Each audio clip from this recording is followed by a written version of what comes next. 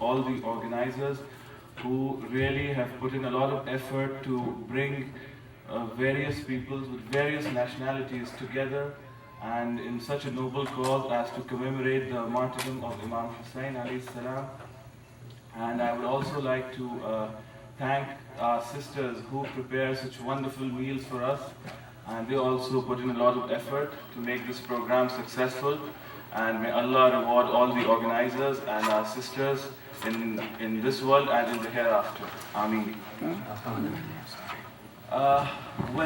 While growing as a kid, I also faced a few questions regarding the significance of Ashura and why do the Shiites, spend so much time, money and energy in commemorating something that happened 1400 years ago. And I later realized when I grew up that there's this sentence that I read somewhere which really made me think about it. The sentence was that if a person wants to lead an ideal life, then he should always imagine that every day is Ashura and every place is Karbala. What is the significance of this sentence actually?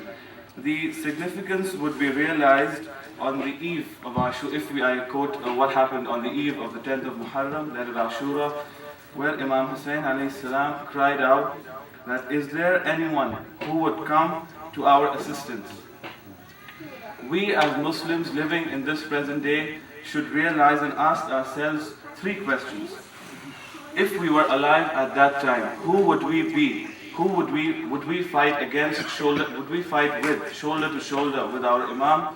Or would we be with those people who fought against him?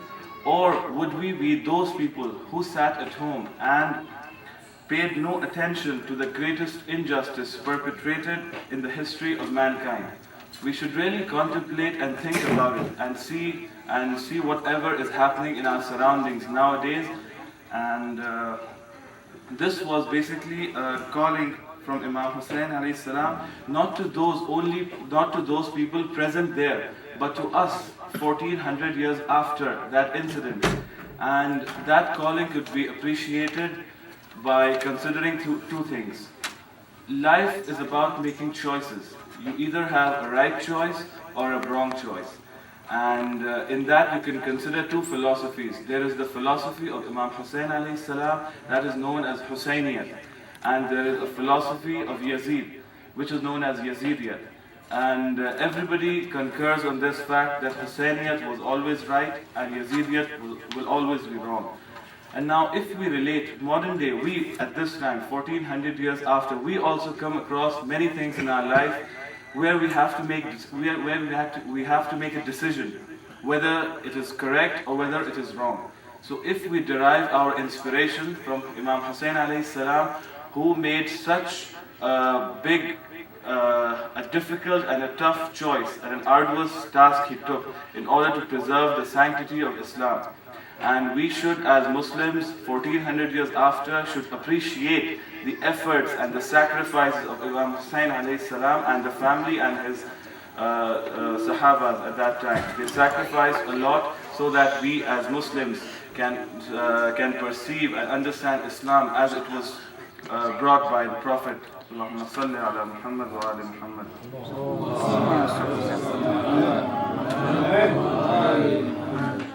And by contemplating also about the tragedies that happened in Karbala and what happened after the incident of Karbala till the journey to Syria and Damascus, we would always also conclude that going on the right path will never be easy.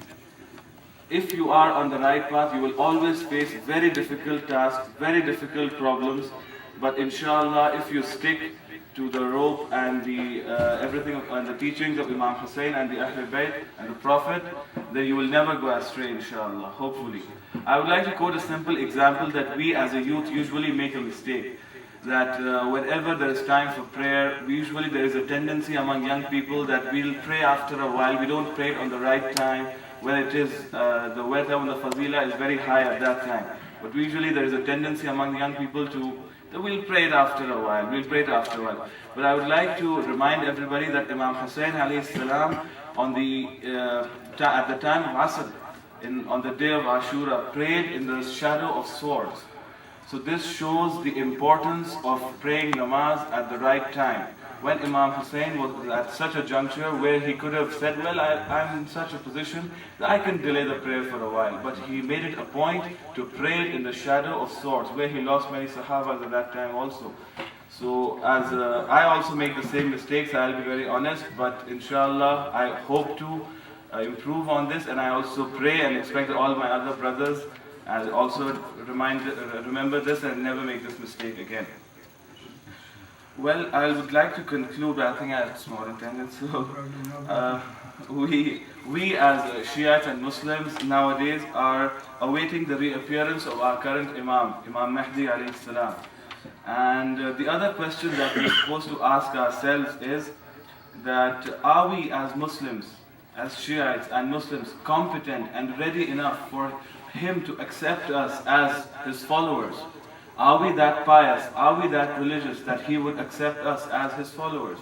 This is a question we should always think about before going to bed, every night. Because you never know, inshallah, the other day, we are waiting and we pray for his reappearance. And with the political and every tumultuous situation, inshallah, you never know. So we should always live every day as Imam Ali alayhi salam said, live every day as it is your last day. So we should adhere to all the teachings and of the Ahl Bayt, of the Prophet, and inshallah we'll never go astray if we adhere to all their teachings. And we as Shiites, mashallah, come together every Moharram, every year, even after 1400 years, and this is such a good opportunity where we sit down in a room, we share each other's perspective, people of various nationalities sit together, listen to an alim, an ulama, a maulana, and he teaches us about the basic facts and basic tenets of Islam, which reinforces our faith in everything. And it clears our conscience, our knowledge. It gives us more knowledge as young people. If we don't have time to study books, we have at least time to listen to what the alim has to say, and it gives us confidence and a bit more knowledge. So in conclusion, I would also like to say that Muharram is not only a time where we just mourn. It is a time of mourning, but it is not only to mourn. It's a time where we come, sit together and learn more about Islam. So we should not focus only on the rituals associated with Muharram, but also the message that Imam Husain alayhi salam wanted to send us is that the basic message in a nutshell is to be good Muslims. And we as Shiites derive all our knowledge, our everything from the holy Imams.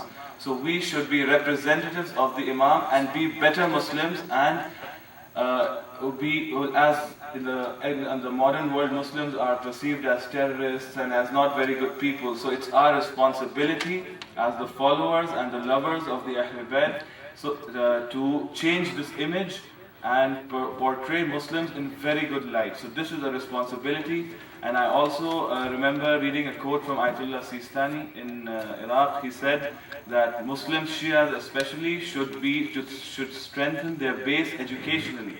So we should focus more on education nowadays, and inshallah when the Imam reappears, I hope he accepts us as our followers.